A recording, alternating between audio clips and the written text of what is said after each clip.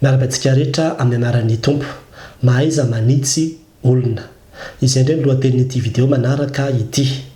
Amin'ity herinandro ity tsika dia iresaka ny amin'ireo le fahaiza miaina samihafa izay tokony ho ianaran'ny kristianina. Ary anio dia hianatra tsika ny amin'izay hoe fahaizana manitsy olona izay. Izay tiako faritana ety am-piandohana aloha dia ny hoe le fanitsiana izay resahako eto dia fanitsiana ny olona manoloana tranga izay tsy dia tena hoe mavesa-danja. Tsy fanaininy tsy fahotana, tsy hoe nandika fitsipika izy fa nisy zavatra izay niseho tampoka zany. Ohatra hoe ny zavatra niteneniny maronaizy ohatra nefa mayonnaise ny tiany tenenina, anitsy azy amin'izay ianao. Na koa hoe nisy zavatra teo amin'ny volony dia te hanala n'iny zavatra iny ianao. Na koa hoe nametaka masika izy ohatra dia nivadika ny fomba nametahany ilay masika nefa tokony itya no ety ambony ohatra. Na koa hoe tsy vohidina ny braketiny. Zany hoe zavatra samihafa ohatran'izany ilay resahako eto incident zany fa tsy fahotana. Ka raha ohatra ilay olona ka hoe nangalatra na niteny ratsy na hoe nandika fitsipika efa zavatra hafa indray izay. Fa ity resahako ity dia ilay hoe zavatra tsy fahotana, tsy fanainina ilay izy. Ilaina fitandremana be no miteny olona amin'izany. Na dia zavatra tsy tia misy dikany aza satria raha tsy mahay ianao dia haratra io olona io. Ary tsy hoe maratra fotsiny izy fa mety ho simba ny fihavananareo. Ary tsy vitan'izay fotsiny fa io olona io koa lasa bloqué. Any aoriana io olona io tsy afaka hivelatra intsony ary tsy manana fahasahiana intsony izy amin'ny zavatra izay nandratra azy iny. Ka tena miteraka traumatisme any anatin'ny lohany mihitsy ianao amin'ny zavatra kely raha ohatra ka tsy mahay. Ny tenin'Andriamanitra dia miteny amintsika ny amin'ny hoe aoka ny fiteninareo ho amin'ny fahasoavana mandrakariva ho mamy sira mba ho fantatrareo izay tokony avalinareo ny olona rehetra. Ho mamy sira zany hoe teny mamy ary matsiro zay le hoe sira ary ho amin'ny fahasoavana zany hoe teny tsara, teny soa misy fitiavana zany ny tokony hanitsiana ny olona ao anatin'ireny zavatra samihafa ireny. Ny zavatra tsy azo atao no resahako. Ny zavatra tsy azo atao voalohany dia ny hoe le miome. Le miome manko lasa ohatran'ny hoe manala baraka azy. Lasa ohatran'ny hoe afa-baraka izy. Misy olona zany raha misy zavatra diso ohatra ny teneniny hoe maronaizy nefa hoe mayonnaise tonga dia hanaovana farahe na hanaovana fiomezana be. Amin'izay fotoan'izay dia ho bloqué io olona io. Tsy mahasamy teny intsony fa tena mila tenenina ampaindrena izy. Raha ohatra ianao ka miome dia aza manitsy azy. Fa raha miteny inona mampime dia hoe nisy zavatra nampimehana fotsiny fa toy izy ny resaka ao. Dia avy eo ianao rehefa le mamaly resaka dia amin'izay ianao no miteny ilay fehezanteny marina. Fa aleo mihitsy tsy miteny raha tafime ianao. Aleo mihitsy tsy miteny, aleo tsy mananatra rehefa nime ianao satria mifiomezanao iny hiteraka traumatisme any anatin'ny sainy any iny.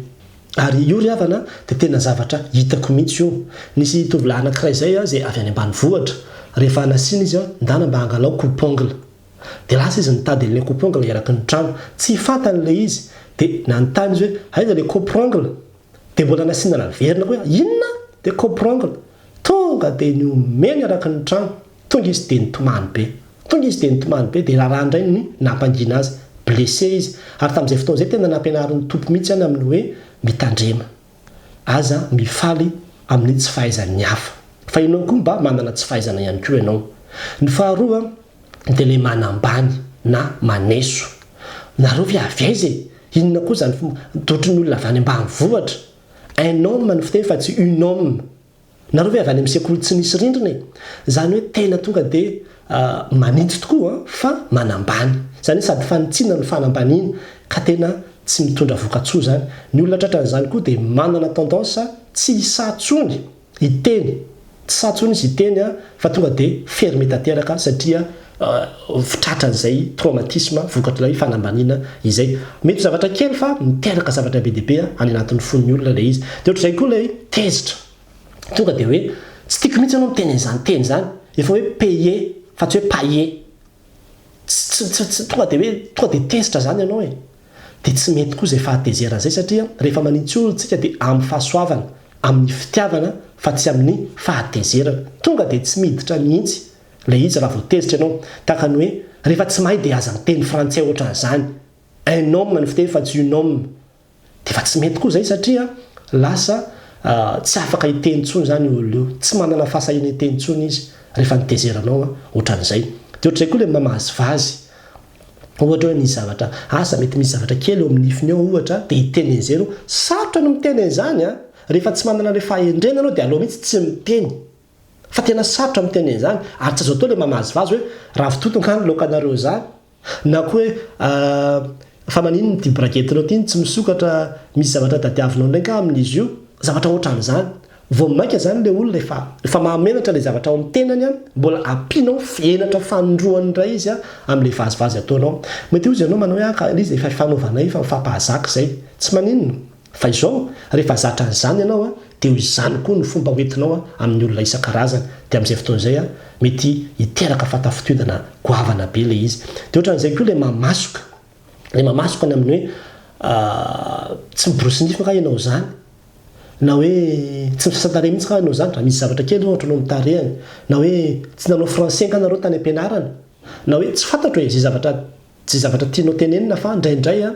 tsy mety koa le mamasoka an'le olona ny tokony atao ry havana dia tsotra manao azafady ianao zay zany ny formule azafady plus fanitsiana mazava dia plus mody fanina averiko azafady dia fanitsiana mazava dia plus mody fanina le azafady zany dia hoe azafady dia le fanitsiana mazava tonga dia teneninao mihitsy le zavatra mitranga hoe misy vary ny takolakao na hoe misy zavatra ny nifinao na hoe mivadika le masika na hoe tsy fantatra hoe fa tonga dia zavatra hoe tsy midy ny braketinao fa tsy atao resaka lavabe hoe azafady fa raha ny fahitako azy ohatraohatran'ny angambany tsy midy ve sa za ve ny diso amin'izany tsy zavatra ohatran'izany fa tonga dia mazava tsara le teneninao hoe azafady chef tsy midy ny braketinao dia mody fanina zay le ma-incident azy tsy zavatra hoe natao ngeza be dia fantohana be na hoe hitarina be na horesahana lavabe